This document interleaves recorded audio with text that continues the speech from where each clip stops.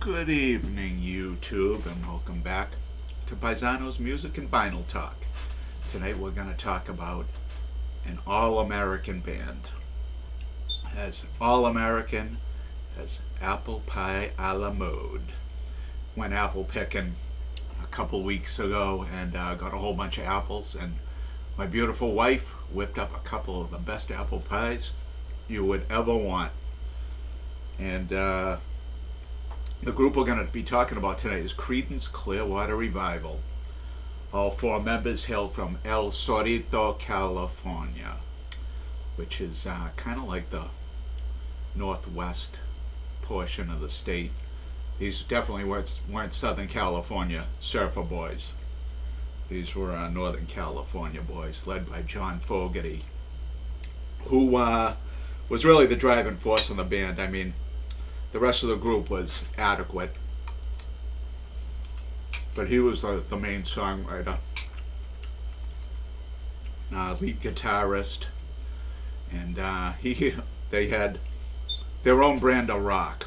They had like a nickname like Swamp Rock, so they had a real woodsy, backwoods, swampy kind of sound.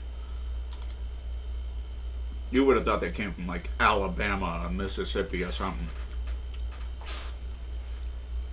They were really backwoods boys. And their third studio album, Green River, was a step towards what would become, I would say, the pinnacle of their career, which was the album, I believe it was right after this, called Cosmo's Factory. Cosmo was the nickname of the drummer, Doug Clifford. And then after that,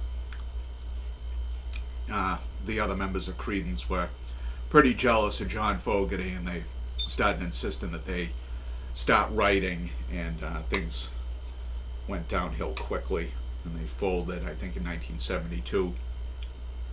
And John Fogerty started a solo career. He's 77 years old and still touring today. Great guy, great performer.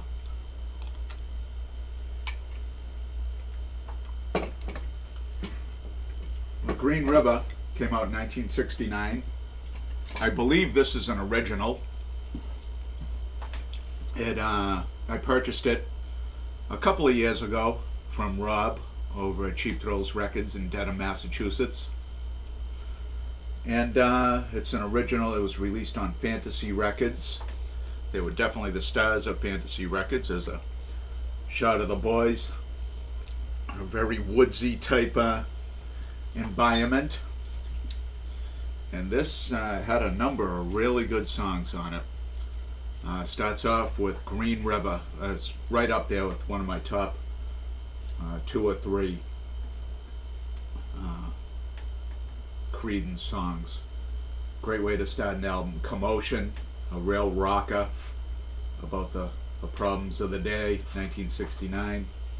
Definitely a turbulent time in the United States and around the world.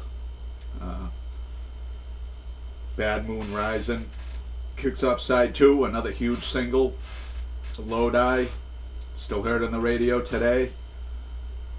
And they finish it up with The Nighttime is the Right Time, a old R&B staple done by many groups through the 50s and 60s. The boys give their version of it.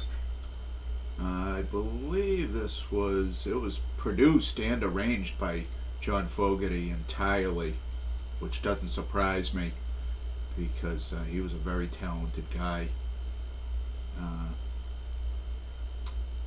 His brother Tom Fogerty was on rhythm guitar, Stu Cook on bass, and like I said, Doug Clifford on drums. Let's take a look at the vinyl. Like I said, this was released on Fantasy. Definitely they were the stars of that record label.